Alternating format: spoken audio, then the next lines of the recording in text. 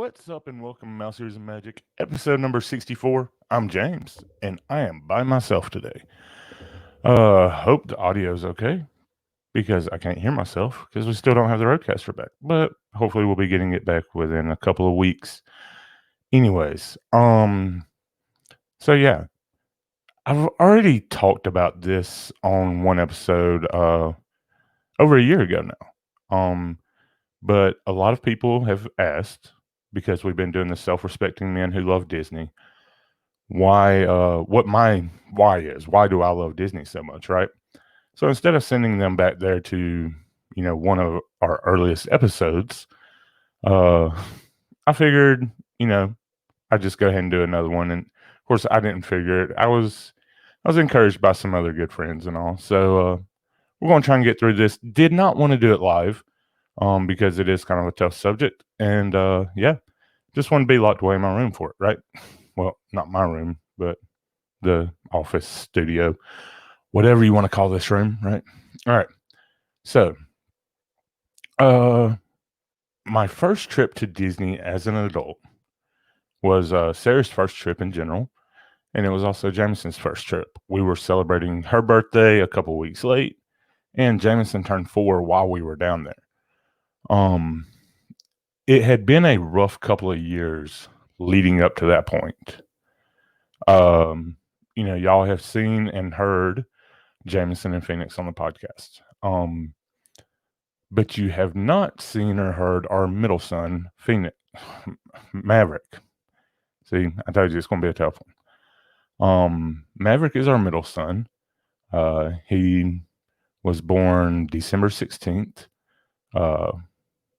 So 2016. Was it 16? Yeah, 16. All the dates start running together after a while. Old age, right? But he was our middle son. Precious as could be. We got to spend Christmas with him.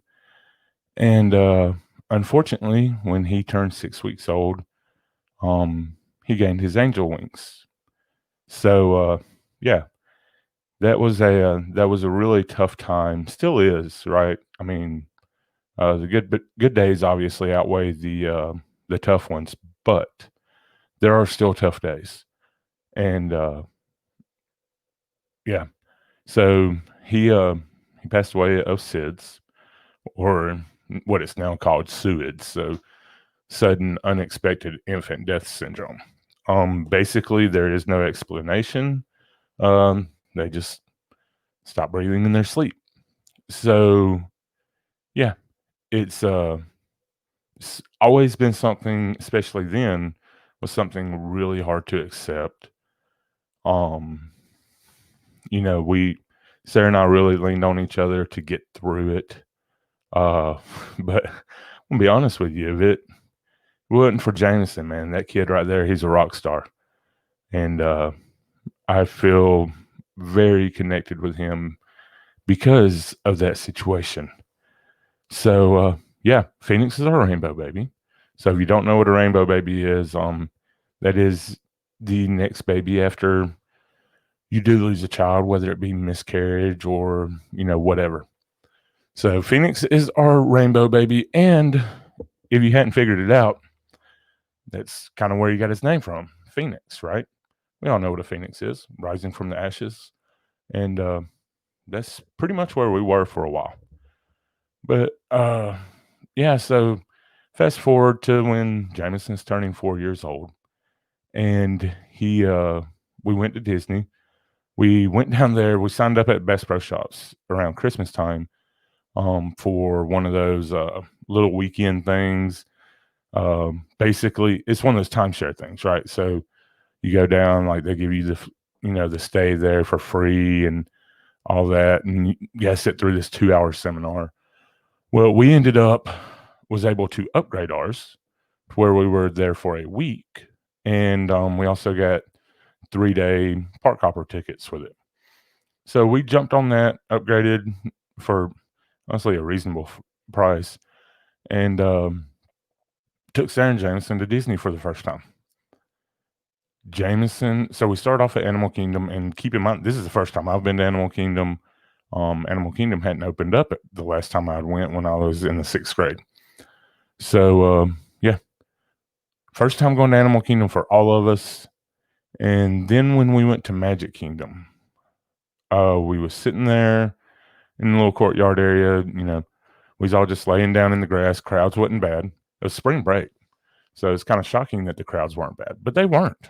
And we were laying in the grass. Jameson was playing with some bubbles and had some crowns and glow necklaces and all that stuff. And then Happily Ever After started, and boy, oh boy, it hit hard. That was the first time since we lost Maverick that I felt this huge, weight lifted off my shoulders. To this day, can't explain why. Right? Don't even want to. There's no sense in beating my head against the wall trying to figure it out. But there are just those times where things seem to work out for you. In a weird way, you may not understand why at that time. You may never understand why, but one day things kind of start to piece together. After that trip, I was totally obsessed. You know, we we came back. Um, all I did was listen to Disney podcasts. We was watching, a bunch of different Disney YouTube channels, and yeah, I was just completely enthralled. I was listening to one podcast, Unlocking the Magic, and they always recommended listening to a biography on Walt Disney. And I'm drawing a complete blank on the name of it. I'll try to find it while I'm talking. But we we got I got listening to this book and everything, and I don't even have the Audible app anymore. Go figure, right? You'd think I would have been a little more prepared. But yeah, I started listening to this Audible biography on Walt Disney, and here it is. It is The Triumph of an American Imagination. I highly suggest it. It is a rather long book on Audible, but driving the truck at nights, I had a lot of time to listen, and I learned a lot about Walt, and that just got me even deeper. Um, you know, a lot of people don't know that, him and Lily, they had a couple miscarriages, and Walt went into a extremely deep depression, and they ended up taking, I believe it was like a 3 or 4 week vacation because he just had to get away from work, had to try to clear his head. He had always wanted to do one of the river cruises down the Mississippi River. They were going to try that. Go figure. Those had stopped because the river was nothing but barges. It was on this trip where he found the inspiration for the Tiki Room. He got inspiration for several things on this trip, and I can't remember what all it was, but I do remember the Tiki Room for sure. He did end up going down to the Caribbean, and then they spent some time up in Washington, D.C., and I believe that's when he got the inspiration for the Hall of Presidents, but again, I'm not 100% sure.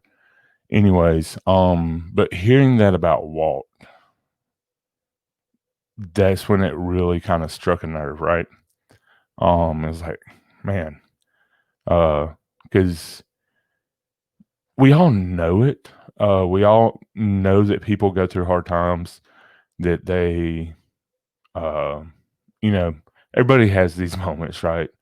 We all get kind of down, depressed, but as a, you know, as a man, right? As a husband, father, you try to be as strong as possible for your family. And it really hit home to hear that this great man who has brought so much joy and happiness and magic to the world, uh, had his moments of, you know, he just didn't want to be around people. Uh, he was not happy with life. He was extremely depressed. And yeah, it just made me feel an even stronger connection. And that's when I really started taking that time to enjoy the little things, whether it be at home, you know, uh, teaching the boys silly stuff. A couple weeks ago, they were really into paper airplanes all of a sudden. And that's all we did for like 3 days was make a bunch of different paper airplanes. It drove Sarah crazy because we was going through all of her printer paper. But, it's those little moments that Walt really helped me learn to appreciate. And even down at Disney World, you hear us say all the time, take your time, and look around. I know Chase was chasing Florida on YouTube. He noticed a waterfall at Magic Kingdom for the first time the other day, you know? So that's why we're always like, just chill, you know, soak in those little things. Because, you know, at the end of the day, those are going to be the things that stick out to you the most. Those are the things that you're going to remember the most. My favorite memory with Maverick was it was right there around Christmas time. Sarah had been making cookies, and you know, obviously Maverick didn't partake. But he was sitting in my lap, and me and Jamison were sitting in the kitchen floor, and we were cleaning off the wisp for what it's called, off the blenders, right? That mix everything. I don't know. But yeah, we were cleaning those off for her, and that's just not a big memory at all, right? It's not like a trip to Disney. It's not first football game or baseball game or whatever. But that is a memory that has stuck with me, and that is some of our fondest memories that we have at Disney. Are all the little things. It's like at the end of the countdown video. I didn't play it before this video, but we play it before our live videos when we go on YouTube and Facebook Live. There at the end of the video, it's Phoenix clapping. Just looks happy as can be. We're waiting in line for Small World. He doesn't know what to expect, but he's just so happy with the music and all the colors and everything. He's just so excited. That's a memory that I'm going to remember forever, and I might use for blackmail one day. But I digress. Yeah. So it had been brought to my attention that maybe I need to get the story back out there, trying to keep it as short as possible. Because as you can probably tell by the sound of my voice, that it's still something that's kind of tough to talk about. Not that it's tough, right? It just means a lot. I think that's the best way to put it. You know, Disney brought me a lot of peace, a lot of it. So yeah, there we go. If you get anything out of this, take your time. That's the biggest thing. Take your time. Don't rush. Enjoy the little things, whether it be at home with your kids, your parents, your cousins, nieces, nephews, whatever, or it be at Disney. Just take your time. Soak it in. Because guess what? Tomorrow's not promised. And yeah, it's going to be those little things. I'm going to go ahead and wrap it up. It's a short one. Didn't really even plan on doing a podcast today. Obviously, we canceled the live, and this is not one that I wanted to do live anyways. But yeah, so we're going to rearrange the schedule for the podcast. Next week is another self-respecting men who love Disney, which is I can't finish the thought, right? That is one reason why it was brought up, suggested for me to go ahead and put this out there again. That because we're talking self-respecting men who love Disney, and there's a lot of you who have not went that far back. I mean, episode 4 was a long time ago, right? You hadn't went that far back to listen Wow, 60 episodes. My ADD is kicking in today. Boy. Anyways, so yeah, it was brought to my attention. I need to get that reasoning out there so that people would understand a little more of why I'm so passionate about Disney and, the biggest thing that Disney has done for me. Again, next week is supposed to be another one, Self-Respecting Men Who Love Disney. I'm waiting on confirmation I, um before I announce that. But yeah, we're supposed to have a guest on next week, and then the week after is when we will do the final rides brackets, which will include the top 4 rides from each park. So it'll be 16 rides in total, and we're going to narrow down to find out what the best ride in Disney is. So until then, make sure you go to our Facebook and Instagram and subscribe. Facebook is Mouse Ears and Magic Podcast. Instagram is Mouse Ears and Magic Pod with an underscore in between each name. If you want to get in touch with us, you can shoot us a message on either one of those sites, or you can email us at mouseearsandmagicpod@gmail.com. And don't forget to go visit our incredible family over at Magic and Mickey Travel. You can go over there, fill out that quote request form at magicandmickey.com. One of the great agents will get back to you as soon as possible with that quote. Guys, Disney's slowly getting back to normal. We kind of have park hoppers coming back in January, right? So big news there. We'll probably talk about it a little more next week, maybe. But yeah, now's the time to get that trip in the books.